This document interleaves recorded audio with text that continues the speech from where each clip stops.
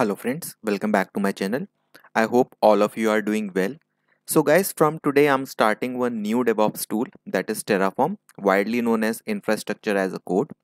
So there are still some topics remain in Jenkins whose video I'll share parallelly with Terraform videos.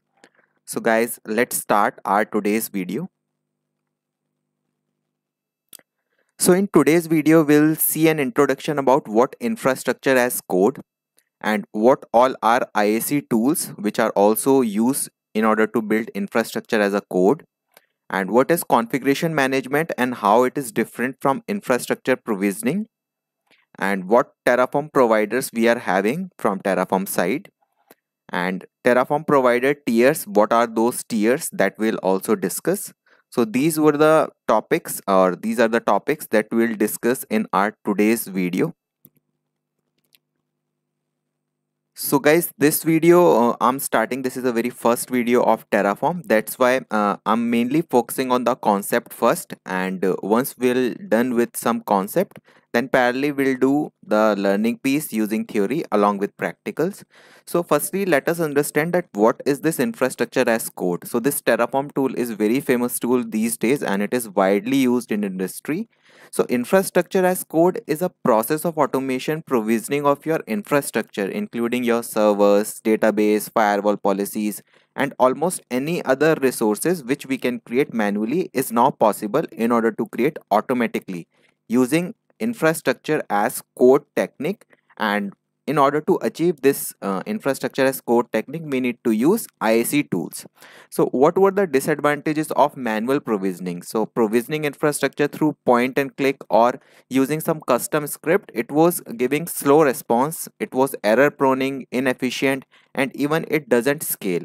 So what are the advantages of using automatic provisioning? With automatic provisioning, infrastructure can be built and destroyed very fast, free of error, efficiently, and scaling of infrastructure is also possible. So what is this scaling of infrastructure?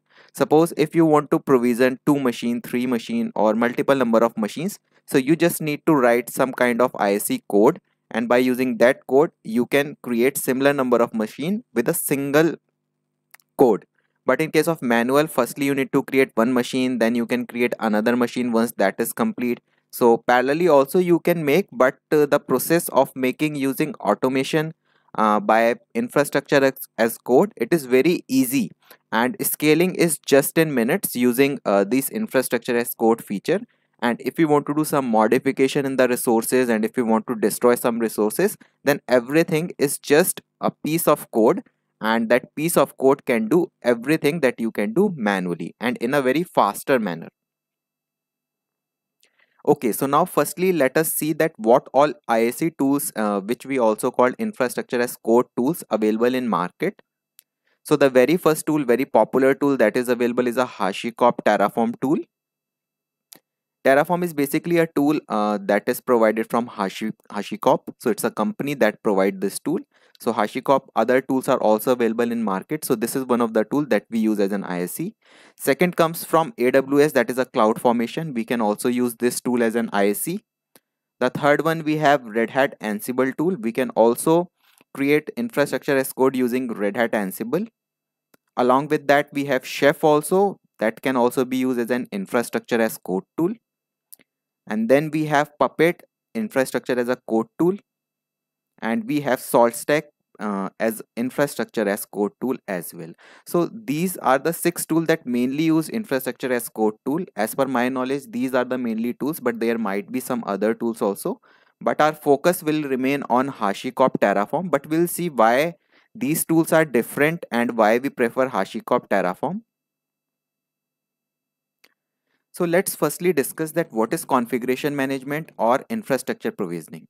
So when these two things comes in mind, then there is a confusion that whether it is an configuration management or infrastructure provisioning. So these two concept is very confusing. Everybody is confused that whether this tool is configuration management tool or infrastructure provisioning tool.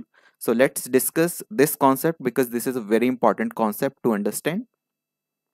So infrastructure provisioning, what it is? Suppose you want to create a virtual machine on cloud. Then what all things you need? VM image, network, which also include VNet, subnet. storage, ports, public IP, and there are a lot of other resources that we can need in order to make that complete virtual machine. That may be either NIC card, and you want to open some kind of security related to that machine. So there are multiple resources. So these all things comes under infrastructure provisioning. So just like in real life, suppose you purchase a laptop, so that laptop is one of the machine with you. So we cannot exactly correlate this with that, but as of now we can keep this example in mind. So similarly, if we create a virtual machine on cloud, it is just like a new laptop that you purchased from market.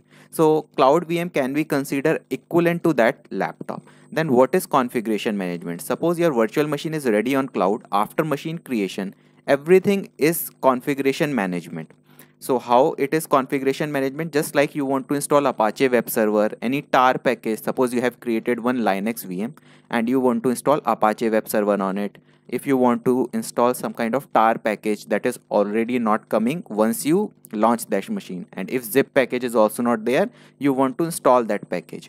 So all the tasks post creation of the machine comes under configuration management. So that may also be related, if you want to create some users, if you want to create some groups, and if you want to give some kinds of permissions. So anything post creation of that VM comes under configuration management. Just like in real life, we have purchased laptop, so that we can consider as a VM. So now VM is created in the form of laptop. Now what we want with that laptop, we want to install some softwares on that, like Adobe Photoshop, or if you want to install some kind like Acrobat Reader, Notepad comes by default in Windows, but Notepad don't come. So there are so many tools that required in daily life. So those tools we install. So those installation comes under configuration management. So your laptop considered to be as a infrastructure provisioning, just like cloud VM, and configuration management, like if you want to install some software on it, or if you want to create some users in that particular laptop. So that comes under configuration management. So what we can say here, that Terraform and CloudFormation, the two tools that we discussed in our previous slide, are mainly used for infrastructure provisioning, but can do limited configuration management also. And Ansible, Chef, Puppet, SaltStack, they all are configuration management tool, but they can also do some kind of infrastructure provisioning. So suppose if we want to create a virtual machine, we can create it using Terraform, CloudFormation, Ansible, Chef, Puppet, SaltStack. So all these tools can do that task. And suppose if we want to install Apache, or if we want to install tar also, so all these tools can do that task also. So what is the difference in these two concepts? So we need to pick up the tool that is expert in doing the particular thing. So if we talk about Terraform and CloudFormation, so they are mainly doing the thing of infrastructure provisioning in a very good manner. But if we talk about configuration management, so limited configuration they can do, but they cannot do a high level of configuration management. Suppose if you are creating 10 virtual machine, and if you want to install SQL server on one machine, if you want to install certain software on other machine, so at that time things become very complex. So Terraform and Ansible, or what we can say Terraform or configuration management system, we can use parallelly in that scenario, so that Terraform can provision those machines, can open certain firewalls, can do some kinds of storage creation, and everything related to infrastructure will hand over to Terraform. And what all configuration we want, so at that time we can go with configuration management tool. So there are difference in between these two topics, but they are correlatable, and in very complex scenario both are used very widely. So that we'll also discuss how we can use them widely. So now let us see that how configuration management and infrastructure provision go hand in hand. So infrastructure is a code that we can call as a Terraform, or configuration management we can consider it to be an Ansible tool. So when they'll go hand in hand, whenever there are complex scenario, so in that case these two tools go hand in hand. But if there are very less requirement, like you just need to provision a machine and single machine, and if you want to install certain software, or if you want to do some kind of configuration, then infrastructure as a code tool like Terraform is enough to do it, and Terraform can do it by itself.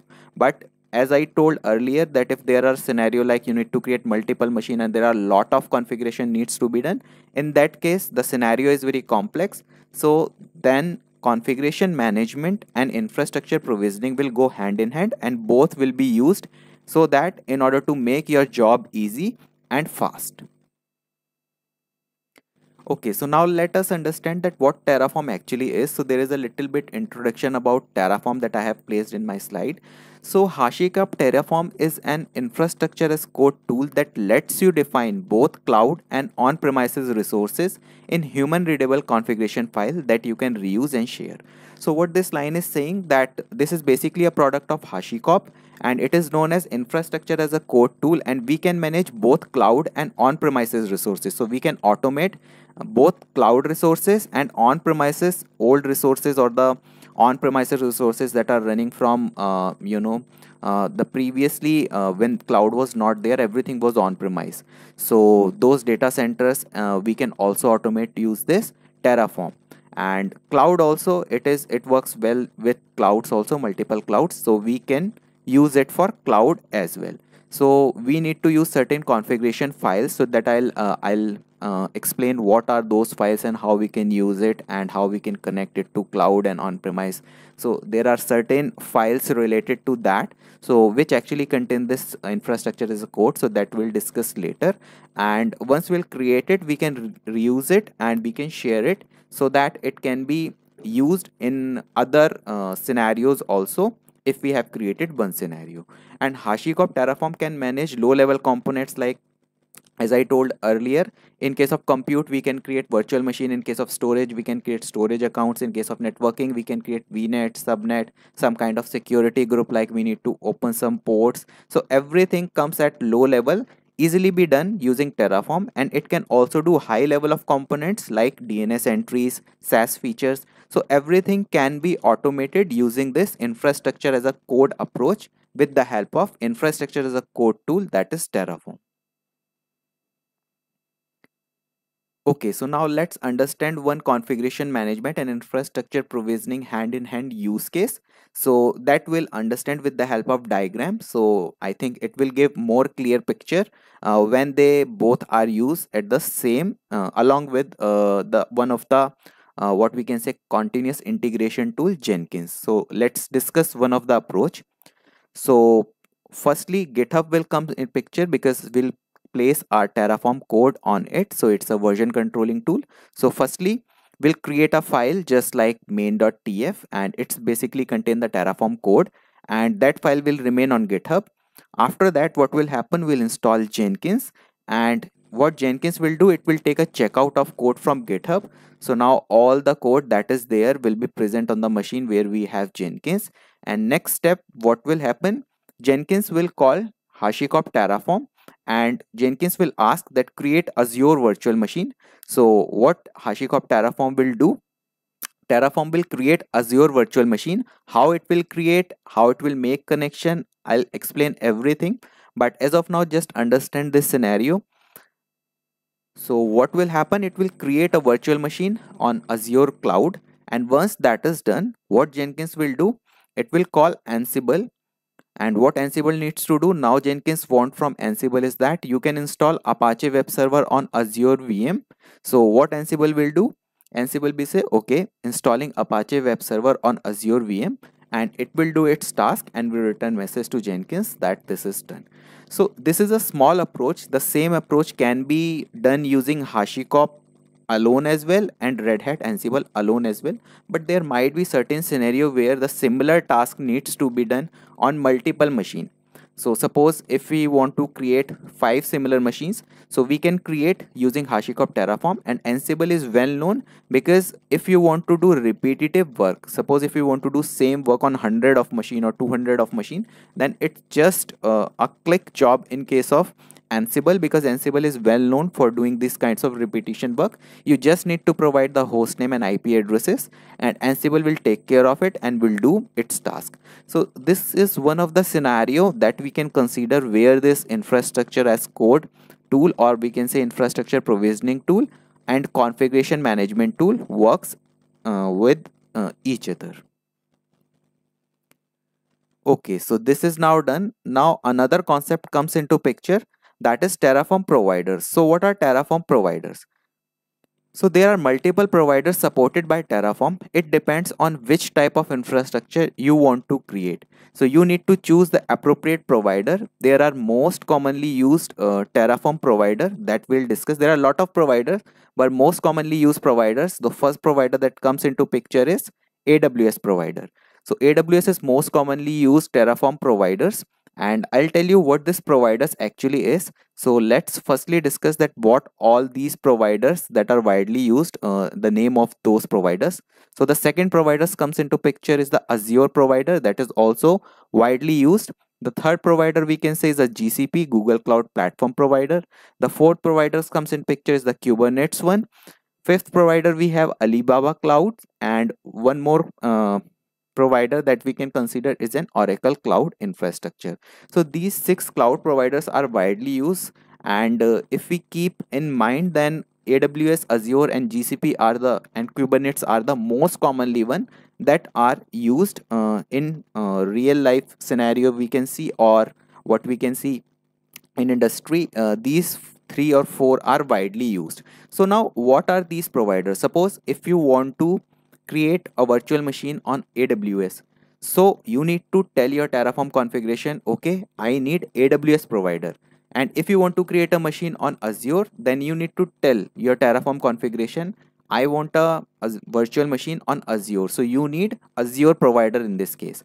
So in order to segregate the role that where you want to create your infrastructure or where you want to destroy your infrastructure, you firstly need to tell Terraform ki this provider we need to use. So you need to firstly add that provider, and after that you can proceed with your task. So I'll go in detail with this providers and how we can add these providers to our configuration, so that I'll discuss later. So as of now we can continue with this small concept of Terraform, so that once we'll be aware about these concepts, so once we'll create scripts, these will not give any kind of that kind of scenario that we are not able to understand what this provider is, and why we are using it, and why we are using this specific provider only. So these all questions will get clear with this theory session. Okay, so these Terraform providers comes under three types of tiers. So there are three tiers that are available. So the very first tier that we are having is official tier. The second tier that we are having is partner tier, and the third tier that we are having is the community based tier. So what is the difference between these three tiers? So let's discuss firstly what is official Terraform provider tier. So this tier comes under ownership of HashiCorp and also maintained by them. So basically this is the provider tier which most commonly is getting used because it is comes with HashiCorp. So everything that is given here is properly tested, and it is also maintained by HashiCorp. So if there is any problem, HashiCorp is taking care of everything over there. So there will be no problem in these kinds of provider. But when we come with a partner and community, so there may be some issue, but these are what we can say official one.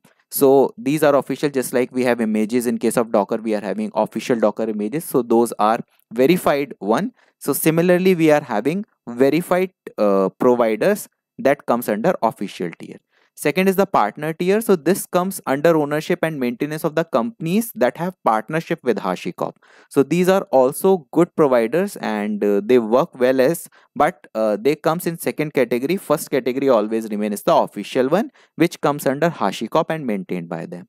The third one is the community one. So this comes under ownership of individual contributors, and they also maintain it by themselves. So this comes under third category. So might be things won't work here, and it is handled by some individual contributors. So whenever we create anything, we firstly prefer to get things used from this official providers. Okay, so if we'll go to Google and if we'll type Terraform provider, so the first link that we'll get, and if we'll click on it, so we'll be landing to the page that is coming in front of you. So here we are having the very first tier that we can see as an official tier that I have discussed in my previous slide. So once we'll click on this official tier, four providers comes in front of us. So that is AWS, Azure, Google Cloud Platform, and Kubernetes. So these four are basically under ownership and maintenance that HashiCorp himself or HashiCorp organization itself do. So these are verified providers. We can use it and it will work in any infrastructure, or it will work means wherever we'll use it, it will work. The second one is the partner one. So once we'll click on this partner tick on the left side as highlighted, so will comes under two cloud, that is Alibaba Cloud and Oracle Cloud Infrastructure. So these are the company that have collaboration with HashiCorp, and they provide their own providers. If you want to use these two clouds, you need to use these providers, then only you will be able to connect to these cloud, and you'll be able to provision or you'll be able to deprovision the resources on cloud. The third one that comes in picture is the community one. So as we can see, these all are the community providers. So they are basically individual contributor that created and they upload their providers. So these comes under third category, which cannot be that much reliable. The provider they are providing, maybe they work, they may not work. So there is no guarantee, but the official one always works. So that's why they are known as verified providers. So these were the three categories of the providers that we can use, and we can give the code that they provide in our configuration in order to connect to a particular kind of cloud. So guys, in this video, I was having a very basic introduction of Terraform. So the topics, I hope the topics that I have covered, you are clear with that, where we have covered the infrastructure provisioning, which is creation of servers, database, network, storage, accounts, etc. Second is the configuration management, that is installation and configuration of users, group, permissions, software, etc. And in case of infrastructure as a code, this is basically automation of provisioning of your infrastructure. And what Terraform is and Terraform Provider is, it is basically an ISC tool used to automate multiple infrastructure provisioning as code. So guys, I'm done with today's video. It was a very small theory session, and firstly I'll cover 2-3 session similar to that, and once we're done, then we'll start creating script, and I'll also let you know how we can create those scripts or not. So I'm done with today's video. I hope you like this video. If you like this video, please subscribe to my channel, and I'll see you in my next video.